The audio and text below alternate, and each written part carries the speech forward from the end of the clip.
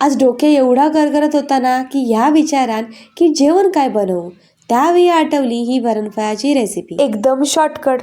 तुमचा जर असाच कधी झाला ना तर ही रेसिपी तुम्ही पण करून बघा. त्यासाठी बघा 1 कप तुरीच्या डाळीमध्ये थोडासा हळद, मीठ आणि पाणी घालून ती डाळ 3 ते 4 शिट्ट्यामध्ये शिजवून घ्यायची. डाळ शिजता तोपर्यंत इकडे पीठ मळून घ्यायचा. त्यासाठी 1 कप गव्हाचा पीठ घ्यायचा.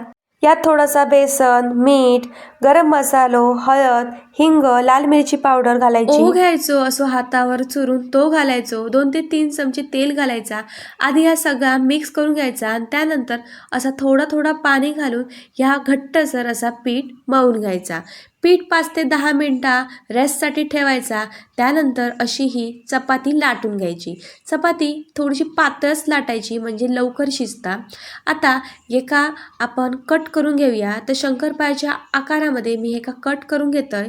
तुमका आवडत त्या शेपमध्ये तुम्ही हे का कट करून घ्या. बघा आता हे सगळे शंकरपाळे म्हणजे तयार झालेले असत.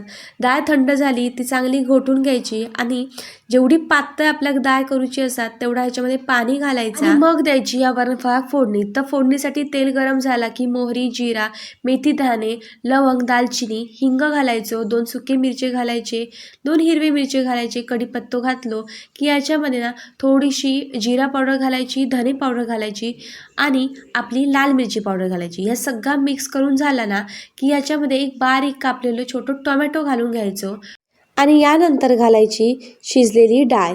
आता या शिजलेल्या डाळीत ना एक बारीकशी उकळी काढून घ्यायची आणि मग जे शंकरपाळे आपण तयार करून ठेवले होते ना ते एक एक करून याच्यामध्ये घालून घ्यायचे. शंकरपाळे शिजूच्या आधी ना याच्यामध्ये ना आंबट गोड चवीसाठी थोडीशी चिंच घालायची, गूळ घालायचो. मस्त हे शंकरपाळे शिजू द्यायचे आणि यानंतर याच्यामध्ये घालायची भरपूर हिरवीगार कोथिंबीर. असा या वरणफळ आमका तर आवडता. तुमका आवडता की नाही नक्की कमेंट करून सांगा.